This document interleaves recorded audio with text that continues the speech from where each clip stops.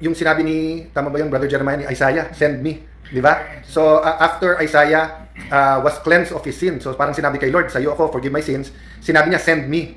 So, napaka-importante when we pray that may pagbabago sa ating bansa, ay i-volunteer din natin si Lord sa ating sarili. So, marami po nagtatanong sa akin na yung cost sa aking ginagawa, yung pagtataya, di ba? I mean, whether you look at it humanly, ano sabi po ng whether it's Ninoy Aquino, former Senator Ninoy Aquino or former President Cory Aquino, di ba? That the Philippines is worth fighting for. The Filipino is worth dying for, di ba? Sa ating lupang hinirang, sinasabi natin, di ba, na ang mamatay ng dahil sa iyo, meaning yung prepared tayo na ibigay yung ating buhay. Sabi naman ng Panginoon, kung mahal mo siya, dapat mahal mo ang ating kapwa. So kung mahal mo yung kapwa, dapat mahal mo yung iyong community at iyong bayan, di ba? So anyway we look at it, thank you Robert Galor, laban lang daw. Kati Tamura, God bless you too. So kahit saan po natin tignan, kailangan po yung prayers, kailangan po yung Word of God, kailangan po magbago ang ating bansa. Jimmy Kasuyon, laban. DV Gloria, Cantormi, Eileen, yan. Verly, Rizzo Jose. Sorry guys, minsan yung yung names, mabilis din eh. Alvin Santiago, God bless you. Righteousness exalts a nation, yan. So first topic po natin tonight, di ba? So pasalamat muna tayo sa Diyos na despite the rains, despite daming nahirapan, tuloy ang buhay, bawat problema may solusyon. So alam niyo po ang pinag-uusapan, kasi I met someone, tapos pinag-uusapan namin para yung mga problema, solusyon, old problems that deserve new solutions or new problems that you cannot solve with old solutions. And then may lumapit sa akin, taga Netherlands. Sabi niya, sir, naalala mo ba nung araw-araw ka nagla-vlog?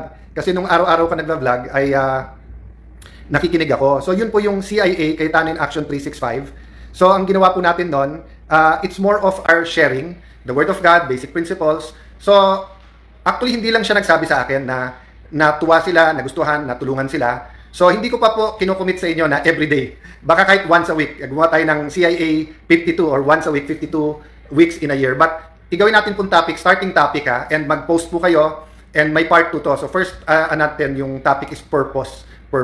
So sabi ko kay Brother Jeremiah kanina, nandito siya. Mag-hello ka bro, nandiyan ka na rin lang naman. God bless you, everyone. So ano sabi mo sa akin, ang purpose ay Original intent.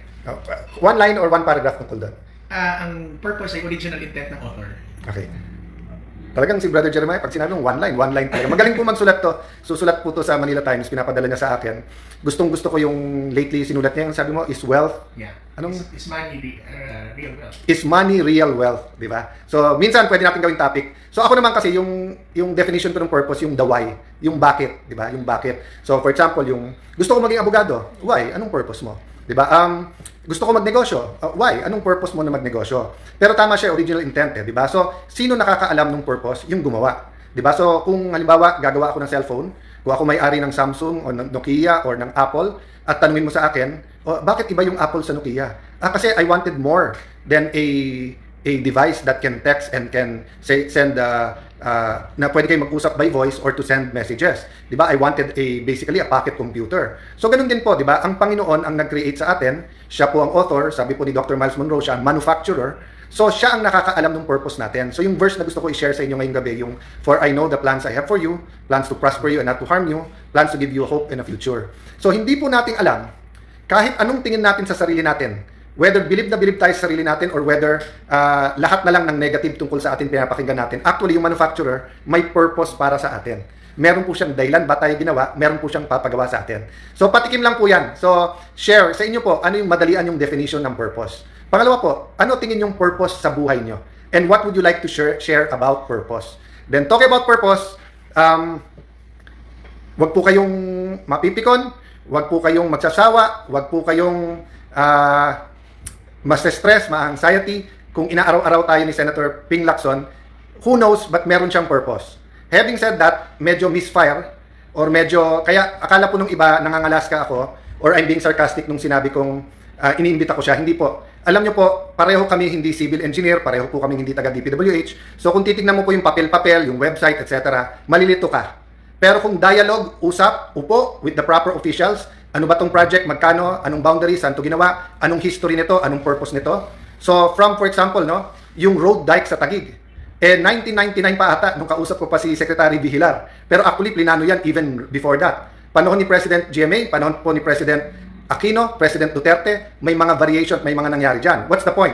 Ang purpose po is to protect the lake. Ang purpose po ay ma-enjoy ng tao. Ang purpose po ay hindi malagyan ng informal settlers at hindi po magkaroon po ng mga, or kung hindi man informal settlers, hindi magkaroon ng mga sindikato na kakamkamin ang mga lupa dyan at gagawing private. Ang purpose ay tulungan ng LLDA na protektahan ng lake. Kasi napakaraming lugar all around the lake na napuno ng informal settlers. Nagkaroon pa ng time dyan na nireclaim. Ang ginamit po yung galing sa mga basura, tapos napuno na, hindi na mapaalis. Sa Taguig side po, makikita nyo, that is all government. It is all for government purposes. It is all for the people. Hindi po totoo na yan ay privately owned. At yung, basta't maraming sinasabi si Senator Lacson na simple lang. Kung magtatanong siya ng maayos at tatanungin niya yung nakakaalam, at instead na pagbibintangan niya at palalabasin niya na may mali siya, palalabasin niya na may anomalya, malilinawan siya. In fact, over the years, so many people visited there, mga tao na from different parts of the lake, different parts of the country na may lake, at nagtatanong sila whether yan ay taga Laguna Lake or ibang lugar, at tinatanong, bakit hindi namin magawa yan or hindi ba magandang modelo yan? And I told them, we are blessed in Taguig only to God's grace and mercy, kasi nga all throughout different administrations may tumutulong. So panindigan ko po yan na ang public service, ang pag-develop ng city, pag-develop ng lake is a good thing. And I really can't imagine why galit na galit siya dyan. I mean, magalit ka sa akin.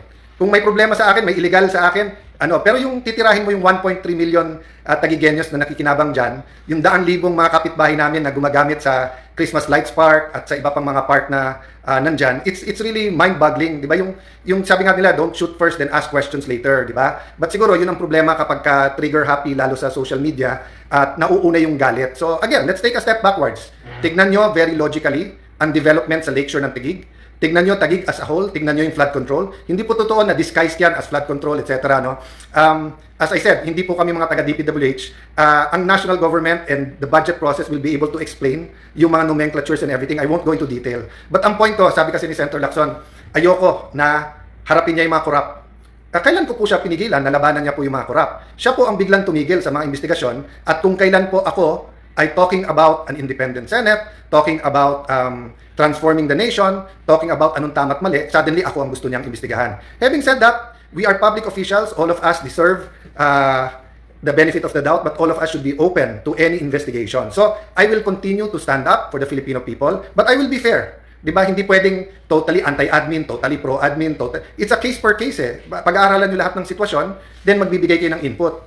Nung araw, nung walang social media, talagang naghahanap ang traditional media ng opinion sa bawat nangyayari. But nowadays, everyone have their opinion eh. So kung yun ay expertise ko o advocacy talaga, so especially po dahil ang ating traditional media, trabaho po talaga nilang to get the best information and deliver, nagpapa-interview ako. But if it's an everyday na may mga ongoing na events, whether yan ay sa showbiz, yan po ay sa sports, yan po ay sa politika, hindi po talaga ako nagpapa-interview everyday kasi marami ng experts dyan.